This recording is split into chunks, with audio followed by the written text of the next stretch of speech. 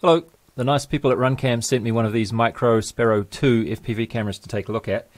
I wasn't really too sure what to expect. I've mostly been using the Swift for FPV cameras on my quad, either this big one or the micro Swifts, and they work pretty well. And I never had a Sparrow, so I kind of missed out on what they were, but from what I could tell, they were pretty much just like a Swift, but with a slightly better picture or slightly better wide dynamic range or something like that, I think. But anyway, I ended up liking this one quite a lot more than I thought I would, so it's going to stay on this quad here. This is the camera there. It's the 19mm wide version. Well, all the micro ones are 19mm wide, I think. And the picture is not quite as pretty as you'd get from the Eagle, which is what was on the quad before, but it feels good. And when I say feels good, I think what I mean is just that the latency is very low.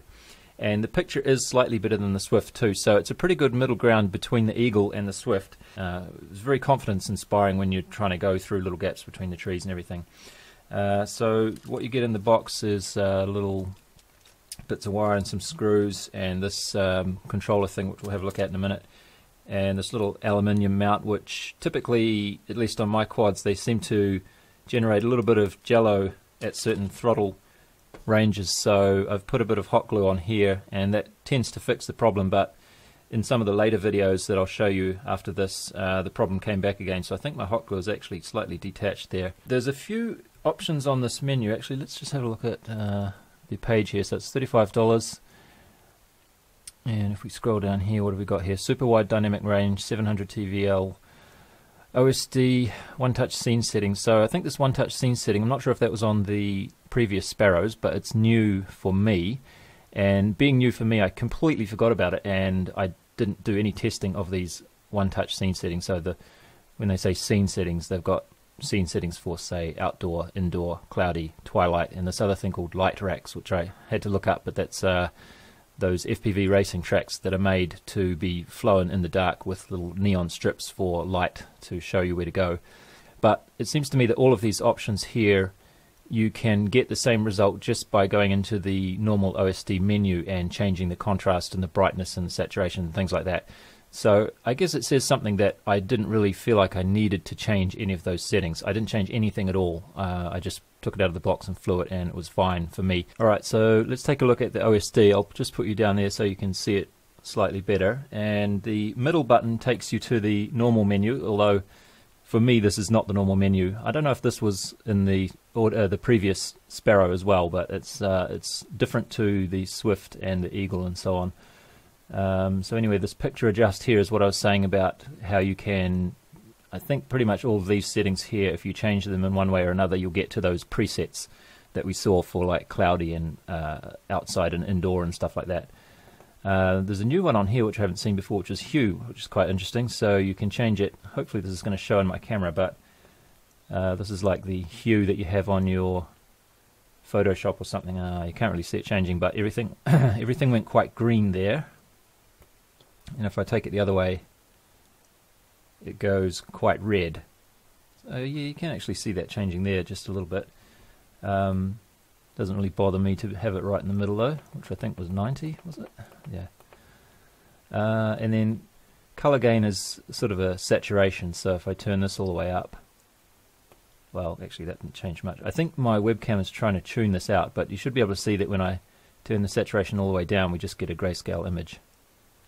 And this was what, 138, I think. Yeah, so these hue and color gain are quite interesting if you want to play around with those, but I generally don't bother with that too much. And then we have white balance and camera reset, which are just normal. We can not save.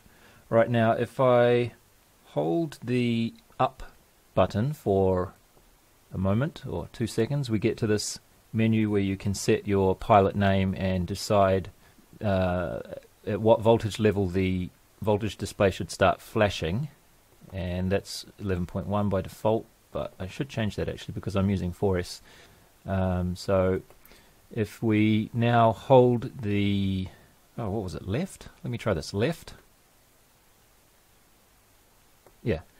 So if you hold the left button down for a couple of seconds, you'll see just here the voltage display is flashing, and I can set this by going up and down, and I'm pretty sure that this is supposed to be, oh, it doesn't go up past 12.7. Okay, I stand corrected. I thought this was where you could adjust the see, it is adjusting when I go down, but it doesn't let me go above 12.7. I thought this was going to let me go up to 15 to as a trim function to say what the actual measured voltage is of my battery at the moment.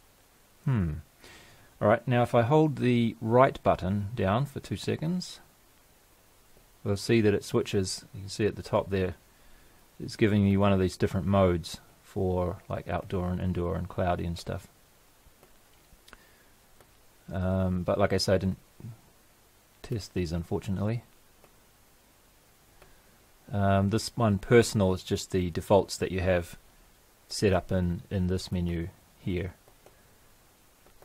Anyway, I think that's all we needed to look at. What else? If we hold down for 2 seconds, I don't think it does anything. Okay, is it? Oh. Did I just reset everything? I think I might have just... If I hold down for 2 seconds, it does this. Reset OSD. Huh. And my voltage has gone back to 11.7, so I think I just reset all my settings anyway, so... oh well. For me, that doesn't really matter because I didn't have anything customized, but that might be a little bit annoying if you discovered that feature by accident. Should really have a confirmation question there, shouldn't it? Just looking at the manual here, it does indeed say that long press down button for 10 seconds, it wasn't 10 seconds, it was 2, I think, to reset OSD settings to default. So that is a little bit scary. I'm not sure if it's such a good idea. And the left button long press for 3 seconds, 3 seconds it is, I guess, to calibrate the voltage. So it looks like they've got this on 16.8 volts here, so it looks like you should be able to get that to go up to a 4S voltage. So let me try that again. Okay, my apologies. I just realized that what I'm supposed to be doing here is using this blue wire. The blue wire there is the voltage sense wire, and on this bundle of wires here you can see it just goes out there, and you're supposed to connect that to your battery to sense the proper voltage. So this 12.7 or 12.8 or whatever it was that I was looking at there is probably just the internal voltage that the camera itself is running at, and it doesn't let you calibrate any more than a certain range of voltages away from that. So that's probably what's happening there.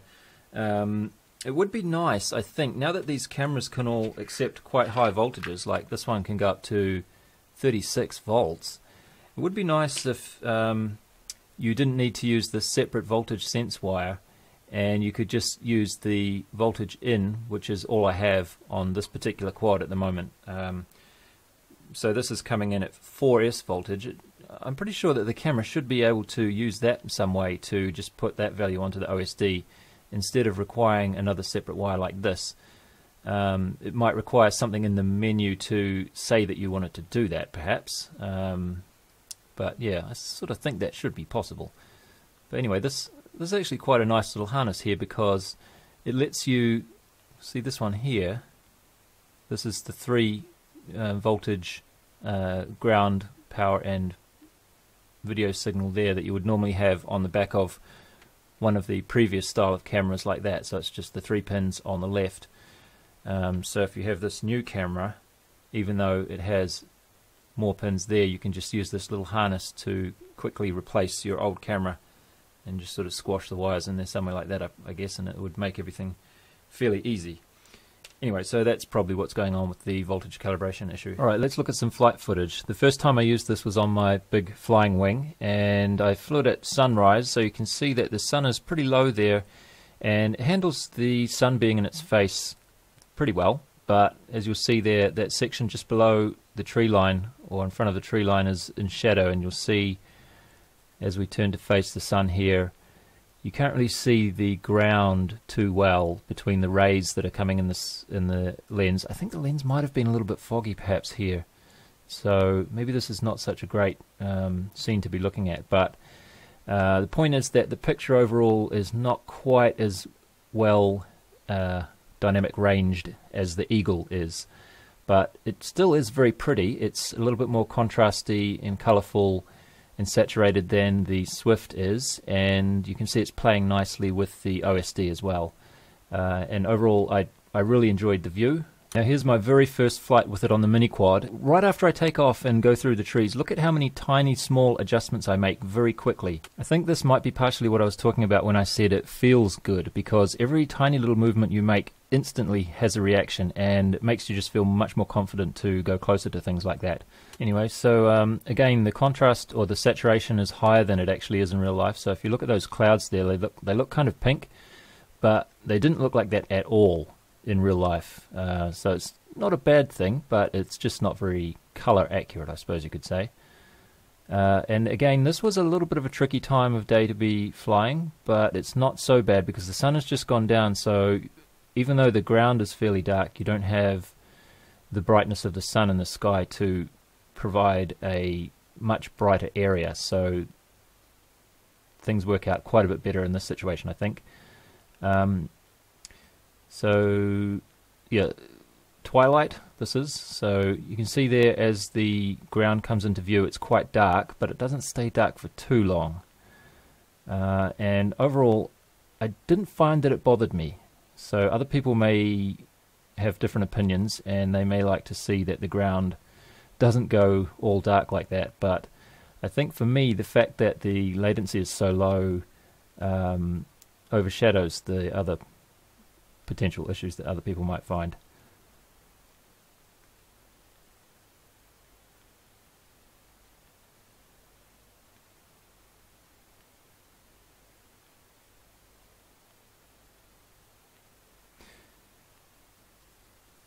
See again there at the top of that loop the ground is quite dark, see? But you know, it doesn't stay dark for too long.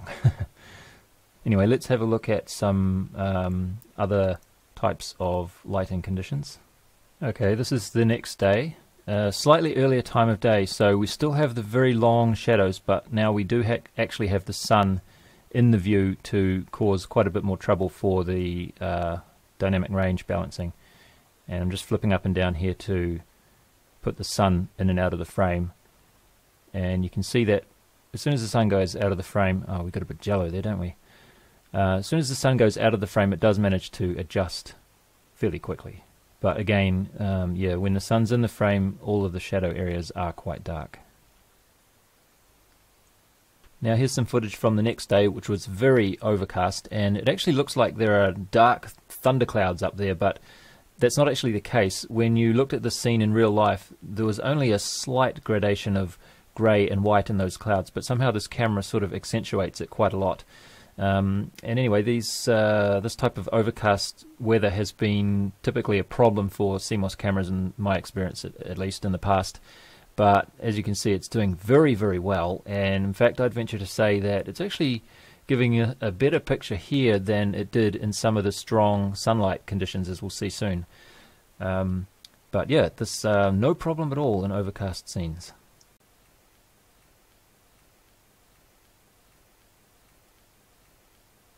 And finally we've got another bright sunny day, so here's a bit of footage from that.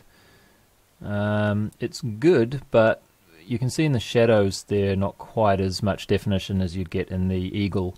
And overall I felt actually more comfortable on the overcast day, which is probably the first time I've ever said that about an FPV camera. Just doing this test that I like to do here where the sun comes in and out of the frame quite quickly and see how disturbing it is. And I saw this gap that beckoned to be flown through that I've never noticed before for some reason. But anyway, went through there without any problems. We're getting quite a bit of jello now in the camera, unfortunately, so sorry about that. But overall, still fairly pleasant, nice and colourful. Probably a little bit more colourful than in real life, actually. I mean, it is New Zealand, so the grass is very green here, but it's not quite that green, I don't think. So I think that's all I have to share here. I just realized I took a ton of footage while I was doing this. I must have been enjoying myself, but I don't think there's much point in showing you too much more because I think I've covered most of the general range of weather conditions that you're likely to be flying in. Overall, I have to say I really like this camera. Probably I like it enough that when I buy another camera, I'll switch from using the Swifts to using the Sparrows from now on.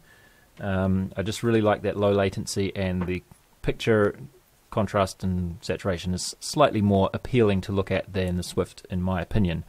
But for a plane or something, you might want to stick with an Eagle if you like looking at very, very nice, high, wide dynamic range pictures that are pretty to look at.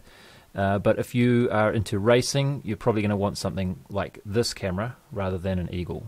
At least that's my opinion.